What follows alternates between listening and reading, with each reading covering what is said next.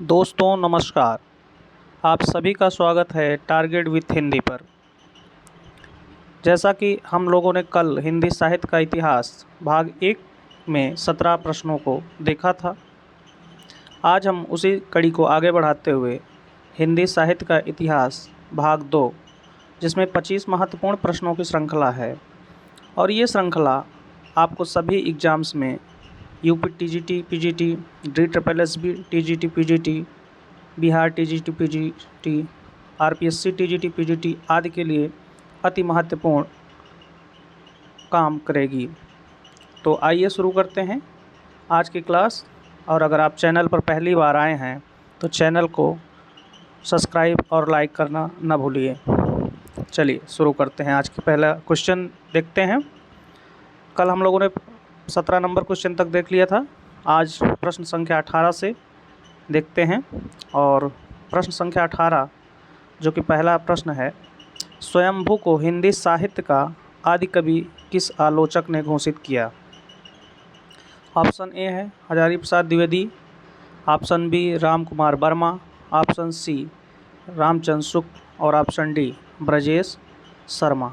तो इसका सही ऑप्शन क्या हो जाएगा, सही उत्तर क्या होगा?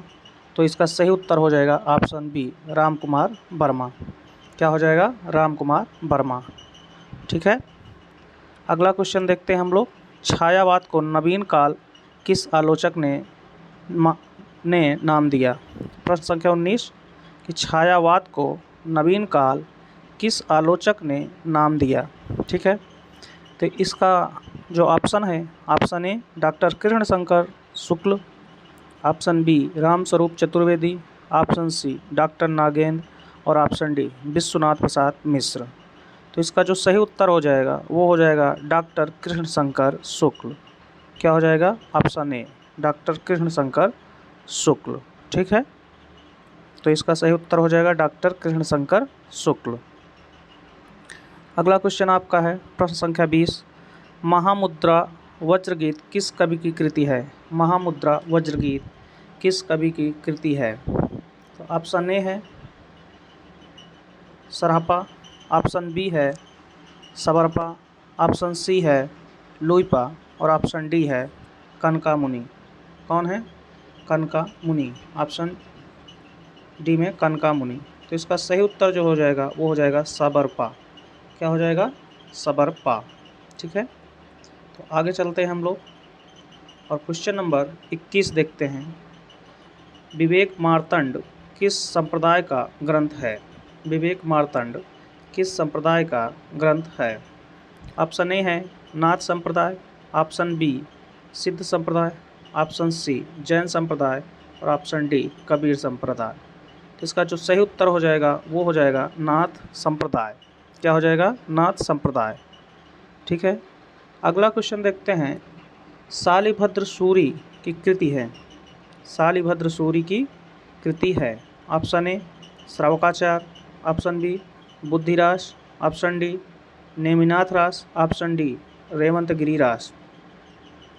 तो इसका जो सही उत्तर हो जाएगा वो हो जाएगा ऑप्शन बी बुद्धिरास। क्या हो जाएगा? बुद्धिरास। ठीक है। अगला क्वेश्चन देखते हैं हम लोग। क्वेश्चन नंबर 23 जो कि कई बार एग्जामों में पूछा गया है और बार बार पूछा जाता रहेगा। और जैसा कि दिया गया है कि मिस्र बंधु विनोद का चौथा भाग कब प्रकाशित हुआ? मिस्र बंधु विनोद का चौथा भाग कब प्रकाशित हुआ? Option A 1913, option B 1920, option C 1926 और ऑप्शन डी 1934। तो आप सभी को पता है कि 1934। इसका सही उत्तर क्या हो जाएगा? 1934। ठीक है। अगला क्वेश्चन है क्वेश्चन नंबर 24 कि बसंत विलास नामक काव्य ग्रंथ के लेखक कौन है? बसंत विलास काव्य ग्रंथ के लेखक कौन है? ठीक है। तो इसमें थोड़ा सा मिस टाइपिंग हो गया है, जो कि इसमें से उत्तर इसका हो जाएगा कि ऑप्शन डी इसको मान लीजिए कि इनमें से कोई नहीं। ठीक है। इसका क्या उत्तर हो जाएगा? ऑप्शन डी होगा इनमें से कोई नहीं, जो कि यहाँ पर रसखान गलत टाइप हो गया था। ठीक है। तो ऑप्शन डी यहाँ पर हो जाएगा इनमें से कोई नहीं। ठीक है। तो आगे देखते हैं अगला क्वेश्चन क्या है।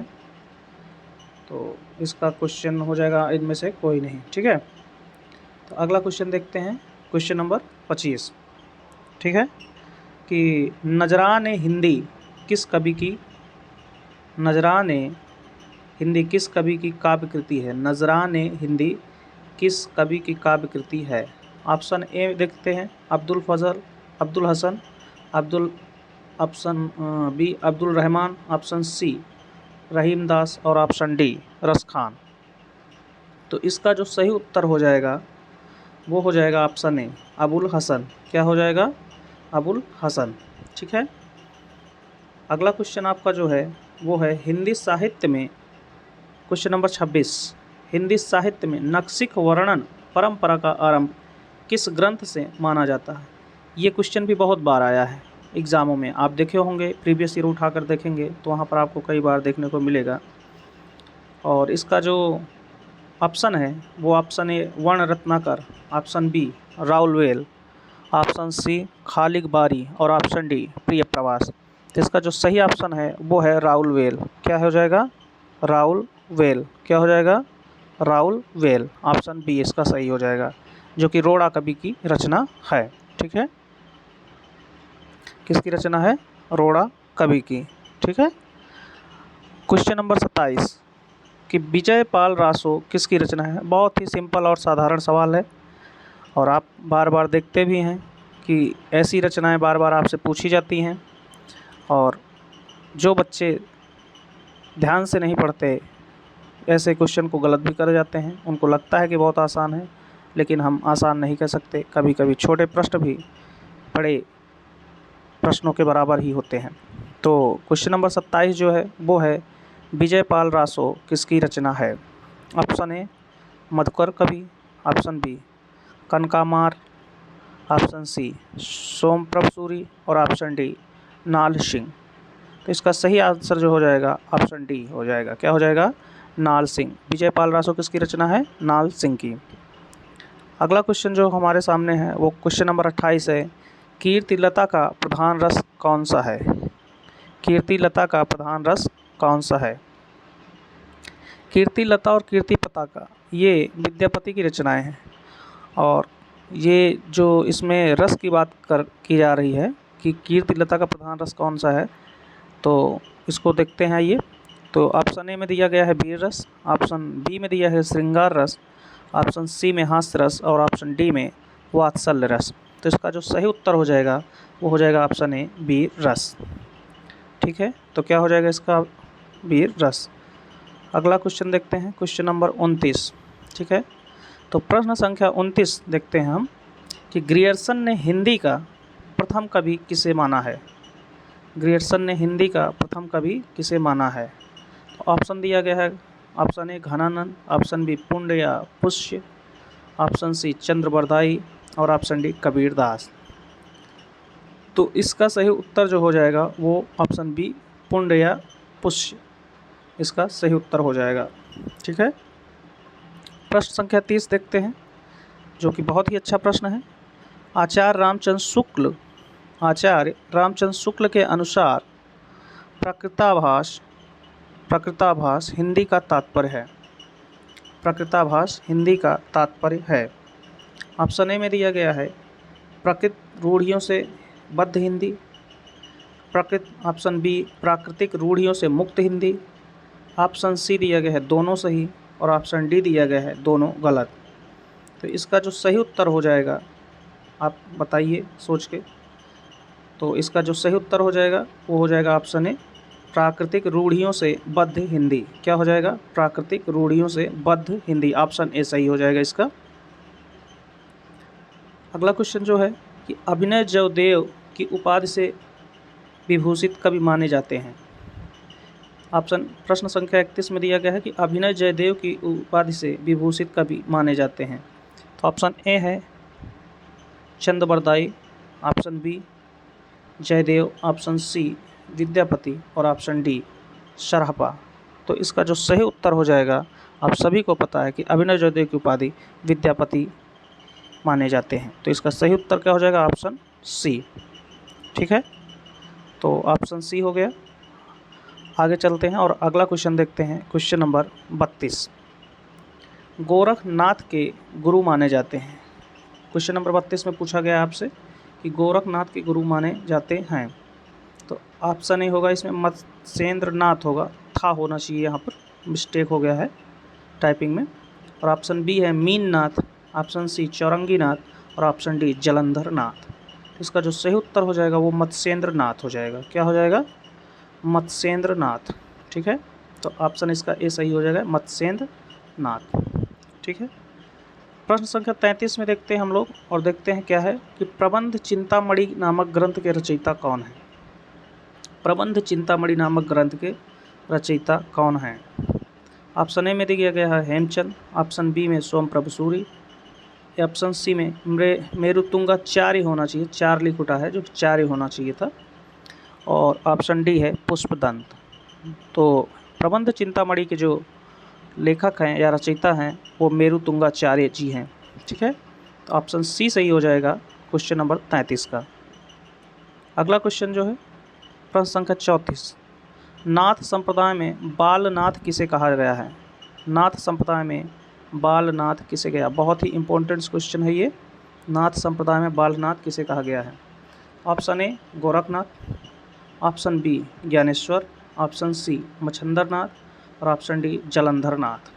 तो इसका जो सही उत्तर हो जाएगा ऑप्शन डी जलंधर नाथ। क्या हो जाएगा? ऑप्शन डी जलंधर नाथ। ठीक है, ऑप्शन डी जलंधर नाथ। प्रश्न संख्या 35, प्रश्न संख्या 35 में दिया गया है कि कुमारपाल प्रतिबोध गद्य पद्य में काव्य लिखा है। तो कुमारपाल प्रतिबोध गद्य पद्य में काव्य किसने लिखा है? आपसे ये क्वेश्चन किया गया है। तो इसका सही उत्तर क्या होगा आइए देखते हैं। ऑप्शन ए में जो है हेमचंद दिया गया है, ऑप्शन बी है पुष्पदंत, ऑप्शन सी सोमप्रभ सूरी और ऑप्शन डी मेरुतुंगाचार्य। तो इसका जो सही उत्तर हो जाएगा वो सोमप्रभ सूरी हो जाएगा। क्या हो जाएगा? Option C Somprabh Suri. ठीक है, तो आगे बढ़ते हैं और क्वेश्चन नंबर 36 देखते हैं क्या दिया गया है। तो प्रश्न नंबर 36 जो है इसमें दिया गया है जोई जोई पिंडे सोई ब्रह्मांड सिद्धांत है। ठीक है, तो जोई जोई पिंडे सोई ब्रह्मांड सिद्धांत किस संप्रदाय से है? तो वो है जैनों का, ऑप्शन बी है बौद्ध का, ऑप्शन सी नाथ का और ऑप्शन डी दिया गया है सिद्ध का। तो जोई जोई पिंडे सोई ब्रह्मांड जो सिद्धांत है वो नाथों का है। किसका है? नाथों का। ठीक है, किसका है? तो नाथों का है। ठीक है, ऑप्शन सी सही हो जाएगा इसमें। अगला जो कि सबसे आसान और सबसे सरल क्वेश्चन है और सभी लोग जानते हैं इसको कि परमाल रासों के रचयिता कौन है? परमाल रासों के रचयिता कौन है? ठीक है, तो ऑप्शन ए दिया गया है Jay Nayak Bhatt, option B Jagnik, option C Sarangdhar, option D Bhatt Kedar. तो इसका जो सही उत्तर हो जाना चाहिए वो हो जाएगा जागनिक। तो क्या हो जाएगा? जागनिक इसका सही उत्तर हो जाएगा क्वेश्चन नंबर 37 का। ठीक है, और अगला क्वेश्चन जो आपसे पूछा गया है क्वेश्चन नंबर 38, उसमें कहा गया कि हिंदी के इतिहास का काल विभाजन करने वाले प्रथम इतिहासकार। बहुत ही इम्पोर्टेंट क्वेश्चन है। हिंदी के इतिहास का काल विभाजन करने वाले प्रथम इतिहासकार हैं। ऑप्शन ए दिया गया है Hazari Prasad Dwivedi, option B Grierson, option C Mishra Bandhu और ऑप्शन डी कर्नल टाड। तो हिंदी के इतिहास का काल विभाजन करने वाले प्रथम इतिहासकार कौन हैं? तो वो हैं ग्रियर्सन। कौन है? Doctor Grierson. क्वेश्चन नंबर 39 यानी प्रश्न संख्या 39 दिया गया कि भक्ति शब्द का सर्वप्रथम उल्लेख किस ग्रंथ में मिलता है? भक्ति शब्द का सर्वप्रथम उल्लेख किस ग्रंथ में मिलता है? तो इसका क्या उत्तर हो जाएगा? ऑप्शन ए में दिया गया है कि भागवत पुराण, ऑप्शन बी में तैत्तिरीय उपनिषद, ऑप्शन सी में श्वेताश्वतर उपनिषद और ऑप्शन डी ऋग्वेद। तो भक्ति शब्द का सर्वप्रथम उल्लेख जिस ग्रंथ में मिलता है वो है श्वेताश्वर उपनिषद, ऑप्शन सी। क्या सही हो जाएगा? ऑप्शन सी सही हो जाएगा इसका। ठीक है, और अब आगे बढ़ते हैं हम लोग क्वेश्चन नंबर 40 की तरफ। और क्वेश्चन है कि भक्ति के आद्य आचार्य माने जाते हैं कौन? भक्ति के आद्य आचार्य माने जाते हैं। ठीक है, तो प्रश्न का जो उत्तर होगा उसे आपको बताना है। और ऑप्शन दिया गया है, option A Ramanand, option B Ramanuj, option C Kachi Purna और ऑप्शन डी अग्रदास। ठीक है, तो भक्ति के आद्य आचार्य कौन माने जाते हैं? तो इसका जो सही आंसर हो जाएगा वो हो जाएगा रामानुज। क्या हो जाएगा? रामानुज। ठीक है, आप प्रश्न संख्या 41 कि रामानंद के शिष्यों की संख्या है, रामानंद के शिष्यों की संख्या है।